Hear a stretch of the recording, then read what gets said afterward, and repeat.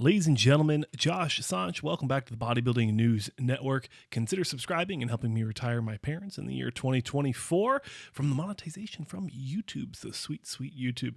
Now, we do have some physique updates and some hernia surgery updates from Vito, aka Vitaly Uganagov. I never get his name right. I'll never get his name right, let's be honest. As well as some physique updates from Breon Ansley, Camilo Diaz, and elliottdermond. So if you're interested in any of those stories, definitely consider staying tuned. Now let's go ahead and jump into the physique update from GoodVito. Now I've seen it on a couple different channels talking about how he looks this early into the Arnold Brazil. And if you have missed the other updates here on BNN, we have GoodVito confirming that he is going to be making his pro debut in the IFBB Professional League at this year's 2024 Arnold Classic Brazil. And yes, I would say that he's going to be in that conversation if he can battle it out between someone like maybe Rafael Brandeo, maybe Horse MD. I'm not sure what other athletes have confirmed that they're going to be going into that show, but I definitely could see him being in that conversation to really prove himself coming into this pro debut. And besides him proving himself and whether or not he's going to be ready or not, we can't go too crazy on the physique update right now. He is still, very far out from the show. I mean, we're talking about an entire prep. But as we look at the midsection while he trains, he's doing bicep curls, so it's not crazy. You can see where that insertion was in the hernia correction in that belly button.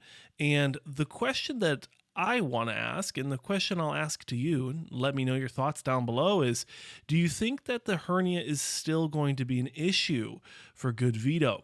We've seen this essentially ruin people's careers in the past, especially when you look at someone like Phil Heath.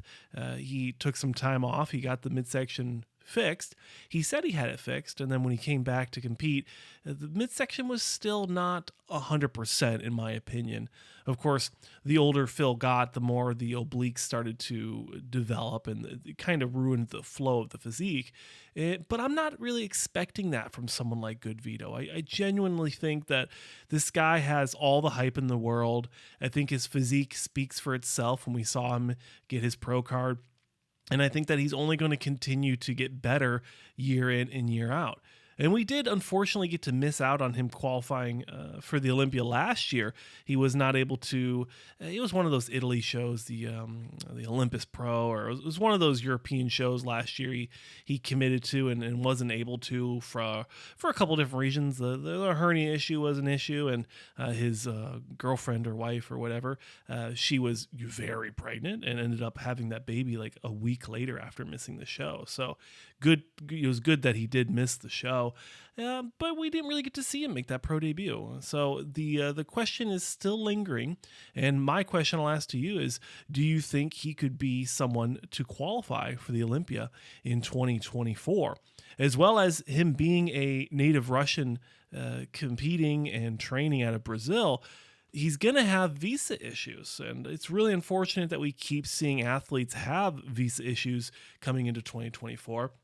We look at the Arnold Classic Ohio, and we still, Rubiel Mascara and Hadi Chupin has still not been confirmed for a work visa. So it's truly unfortunate, and that's my thought on those issues. Let me know your thoughts down below.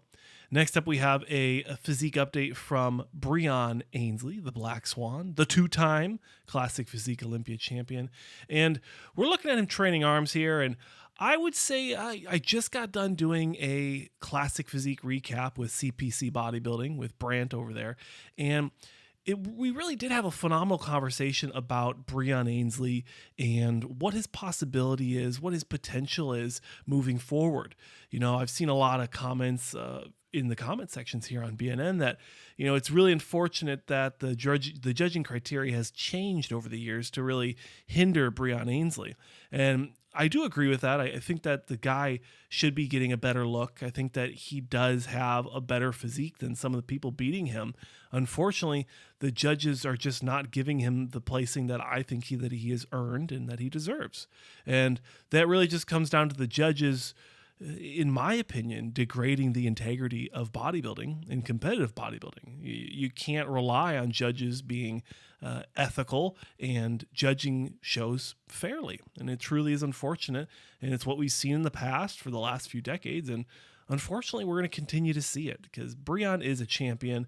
And there's no reason this guy should not be placing at least third in the Olympia. And I would like to see him go head-to-head with Ramon Dino at this Arnold Classic.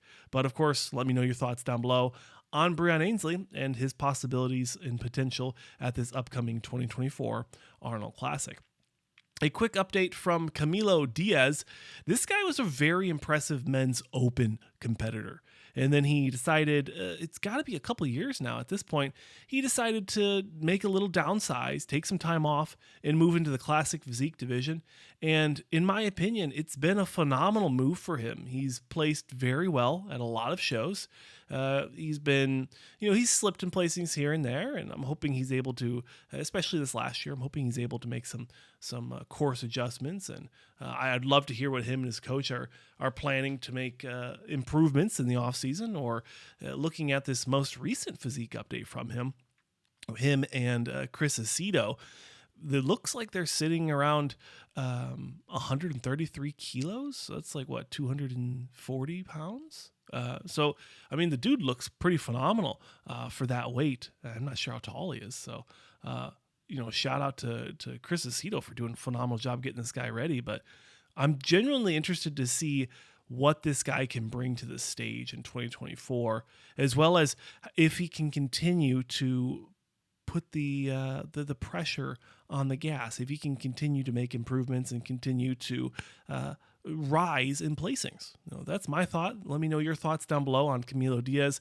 And finishing off with this young buck, elliottdermond, sharing some physique updates deep in his offseason, still maintaining a fair amount of vascularity and conditioning, along with that crazy physique and crazy mass, and the flow of the physique is just phenomenal. I mean, the guy's getting ready for the 2024 season. Not really sure where we're going to see him in the offseason, if we're going to see him early in the year or, where we're going to see him. It looks like he's training with Dominic Cardone. So, Dom, if you're listening, I'd love to hear your thoughts on what your strategy is for Elliott and what his plans are for the future. I'm sure everyone here on BNN would love to hear it. But ladies and gentlemen, that's a quick update. We have 2 podcasts coming out tomorrow, the 31st of December, the last day of 2023.